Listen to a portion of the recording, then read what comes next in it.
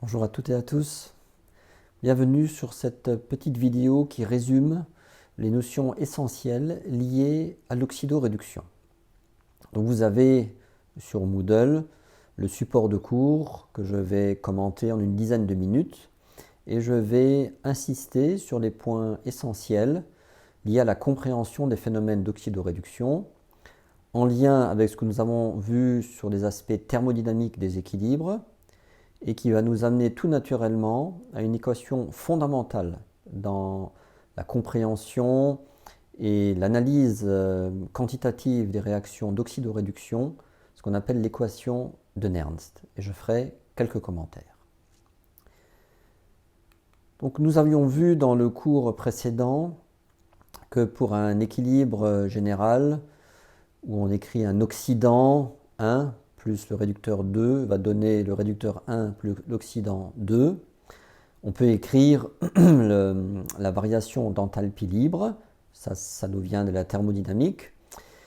Mais là, nous avons en fait des grandeurs qui sont exprimées en énergie, en kilojoules par mol, par Kelvin.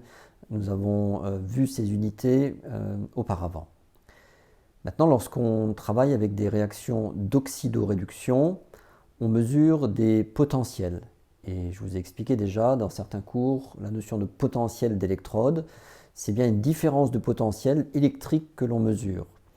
Et donc, il convenait de pouvoir transformer cette équation qui s'écrit comme la différence d'énergie libre, en joules ou en calories par mol, en une expression qui s'écrit en potentiel, en volts typiquement.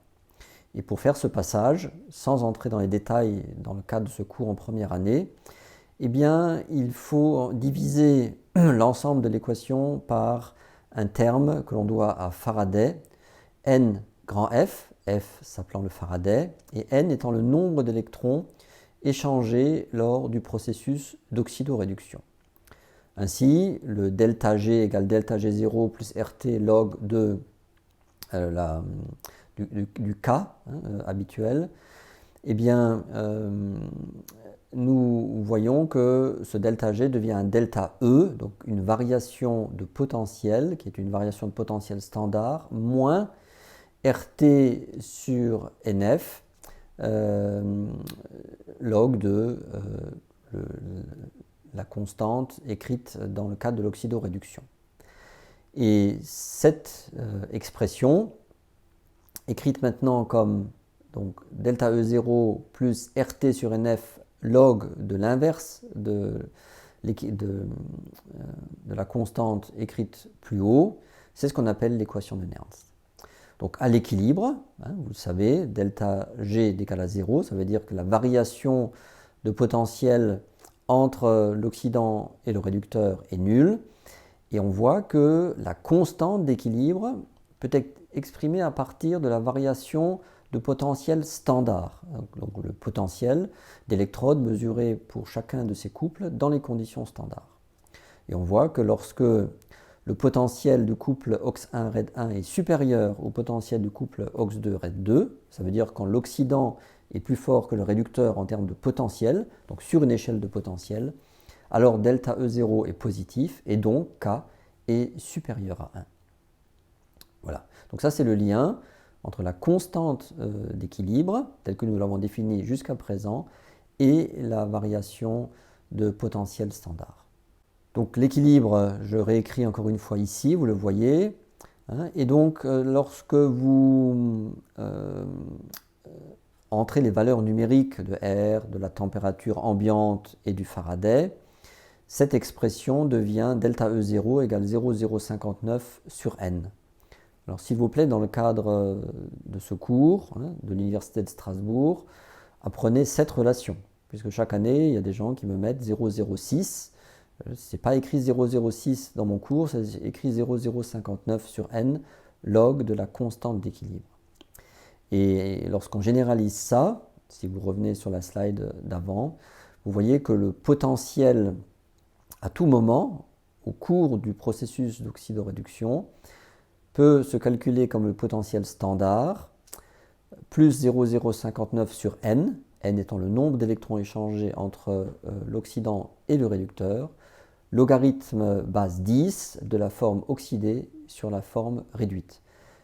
J'ai oublié de le dire, hein, je reviens juste 2 lignes au-dessus. Lorsque nous remplaçons R, T, F par leur valeur, on trouve 0,059, mais en transformant le logarithme népérien, Ln, en logarithme base 10. Hein. Donc je tenais à le préciser, ou sinon, bien sûr, il manque quelque chose. Voilà, donc on va regarder une première application de ce qu'on appelle de ces potentiels d'électrodes. Imaginons la réaction entre un oxydant, le cuivre 2+, et l'étain comme réducteur, donne étain 2+, plus cuivre 0. On regarde dans les tables de potentiel standard, hein, ce sont des données thermodynamiques. On voit que le potentiel standard du couple cuivre 2+, cuivre 0, donc le potentiel d'électrode, c'est 0,34 volts. Et le potentiel du couple Sn2 plus Sn, c'est moins 0,14 volts. Donc on s'attend, hein, compte tenu de ce que nous avons dit juste avant, à avoir une constante de cet équilibre qui est largement supérieure à 1, puisque le potentiel de l'oxydant, en l'occurrence le cuivre 2 plus, est bien supérieur au potentiel du réducteur. Comment est-ce qu'on trouve la valeur de K? On écrit le delta E0, donc c'est 0,34, le potentiel de l'oxydant, moins le potentiel du réducteur. Donc c'est moins 0,14, donc la différence de potentiel entre les deux couples, c'est 0,48 volts. On applique la formule qu'on a vue tout à l'heure. On trouve que donc, le log de base 10 de K, c'est 16, donc K vaut 10 puissance 16. C'est un chiffre énorme, ce qui signifie que la réaction entre cet oxydant et ce réducteur est largement quantitative, hein, elle est totale si vous voulez, avec une constante aussi grande. Et ceci, bien sûr, est une manière en fait de pouvoir prévoir le sens des réactions d'oxydoréduction. On dit que l'oxydant le plus fort, qui correspond donc au potentiel le plus élevé sur une échelle de potentiel, depuis des potentiels négatifs jusqu'au potentiel positif, réagit quantitativement sur le réducteur le plus fort, donc qui est le potentiel le plus faible.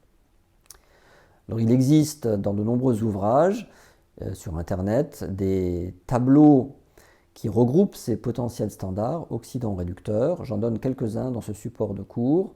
La source là, de ce tableau, c'est une université parisienne où j'ai trouvé quelques-unes de ces valeurs qui sont des fois pas tout à fait les mêmes selon les ouvrages, mais ça vous donne un ordre de grandeur. Et surtout, lisez ces potentiels. Vous verrez, vous pouvez faire le lien entre la valeur de ces potentiels et puis par exemple le caractère électropositif ou électronégatif de certains éléments. Mais ça, c'est votre travail personnel. Alors j'aimerais encore maintenant revenir sur 2 points importants sur ce qu'on appelle la règle du gamma. Donc nous venons de dire un instant que lorsqu'on regarde les potentiels standards, effectivement, on peut prévoir le caractère quantitatif d'une réaction à partir du moment où le potentiel de l'oxydant est supérieur au potentiel du réducteur.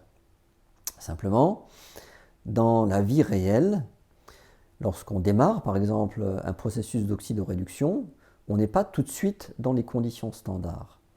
Et la force, la puissance de l'équation de Nernst, c'est de pouvoir estimer les potentiels réels à l'instant t, donc à tout moment, de ces couples redox. Donc par exemple, on imagine l'oxydation potentielle de l'argent par une solution de fer 3+. Si on regarde les potentiels standards de fer 3, fer 2 et Ag, eh bien on voit que le couple fer 3, fer 2, il vaut donc 0,77, donc il est placé à une valeur inférieure au couple Ag+, Ag. Et donc dans les conditions standards, vous dites il ne peut pas y avoir d'oxydation de l'argent par le fer 3, puisque le fer 3 est en dessous de l'argent sur l'échelle des potentiels. Donc ça, dans les conditions standards, on est d'accord. Simplement, si vous démarrez une réaction, par exemple si vous prenez des couverts en argent, que vous les trempez dans une solution de fer 3, par exemple 1 mol par litre, eh bien au départ, l'argent c'est un solide, activité 1, le fer 3 est 1 mol par litre, et si on fait là les calculs, en considérant qu'il y a très peu de fer 2 au départ et très peu de Ag+ dans la solution, puisqu'ils sont à peine formés, eh bien, si vous faites les calculs, vous voyez que le couple fer 3 fer 2 se situe à 0,888 volts, et le couple Ag+ Ag plus qu'à 0,682 volts, et on voit dans ces conditions, à ce moment-là, donc en début de réaction, le fer 3 peut oxyder l'argent en Ag+ et fer 2+. Mais très vite, puisque vous formez de Ag+ et du fer 2+, eh bien, en appliquant l'équation de Nernst, vous voyez que les potentiels évoluent, et lorsqu'on est à l'équilibre, c'est-à-dire lorsque toutes les concentrations sont à peu près égales, eh bien, on se retrouve avec le schéma de gauche sur la diapositive. Ça veut dire que l'argent plus vient se placer au-dessus du couple fer 3 fer 2, et donc il n'y a plus d'oxydation de l'argent par le fer 3. Donc ceci est un point très important pour comprendre la différence entre les données standards, donc dans des conditions standards, qui sont définies dans le cours, et les conditions réelles. Et l'équation de Nernst nous permet de faire la différence entre les deux. Dernier point sur les phénomènes d'oxydoréduction, et un point sur lequel on reviendra largement au second semestre, c'est l'évolution du potentiel standard avec un autre paramètre, par exemple le pH. Donc le pH, bien sûr, est un paramètre important, en particulier en biologie. Selon le pH du milieu, certaines réactions peuvent avoir lieu, et si vous changez le pH, certaines réactions ne vont plus avoir lieu. Et je vais juste vous montrer sur un premier exemple comment on définit ce qu'on appelle le potentiel standard apparent en fonction du pH. Prenons par exemple l'équilibre, le demi-équilibre redox entre deux formes de l'azote, la forme oxydée dans NO3-, le nitrate, et sa forme réduite NO. Donc je rappelle, dans le nitrate, l'azote peut être considéré au degré d'oxydation plus 5. Dans NO, l'azote peut être considéré au degré d'oxydation plus 2. Donc entre les deux, il y a 3 électrons échangés, plus 5 vers plus 2. On équilibre ce demi-équilibre redox. NO3- plus 4H+, plus 3 électrons donne NO plus 2H2O. Et vous trouvez dans la littérature thermodynamique que le potentiel standard de ce couple vaut 0,96 volts à pH égale 0. Donc on indique le pH. Donc ça doit vouloir dire qu'effectivement, si on change de pH, ce potentiel n'aura plus la même valeur. On va voir pourquoi. Donc on écrit simplement l'équilibre thermodynamique, et si on le ramène à l'équilibre avec les potentiels, eh bien ça devient E égale E0 plus 0,059 sur 3, logarithme base 10, de ce qui est du côté oxydant de l'équilibre, donc NO3- fois H+ puissance 4, puisqu'il y a un coefficient stoichiométrique 4 devant H+, divisé par la concentration en NO. Alors là, on ne fait pas de distinction entre les concentrations et les pressions, on considère une concentration en NO. Vous savez qu'on peut l'exprimer aussi en pression partielle de NO, les deux étant reliés simplement par l'équation d'état des gaz parfaits, PV égale nRT. Donc maintenant, on va un petit peu manipuler cette expression. On écrit que le potentiel réel, c'est le potentiel standard, plus 0,059 sur 3, logarithme base 10 de H+ puissance 4, plus 0,059 sur 3, logarithme de l'oxydant sur le réducteur. Et le logarithme de la concentration en H+, vous reconnaissez ça comme étant moins pH par définition. Donc l'expression devient E égale E0 moins 0,059 sur 3 fois 4 fois pH, puisque lorsqu'on sort le puissance 4, ça devient 4 log, plus 0,059 sur 3, logarithme base 10 de la forme oxydée sur la forme réduite. Et on appelle le terme E0 moins 0,059 sur 3 fois 4 pH le potentiel standard apparent. Pourquoi apparent? Puisqu'il change en fonction de la valeur du pH, bien entendu. Et vous voyez que ce potentiel standard, eh bien, que vous le preniez à pH égale 0 ou à pH égale 14, ne sera pas du tout le même. Puisqu'à pH égale 14, eh bien, on ne sera plus à 0,96, on sera à 0,96 moins 0,059 divisé par 3 fois 4 fois 14.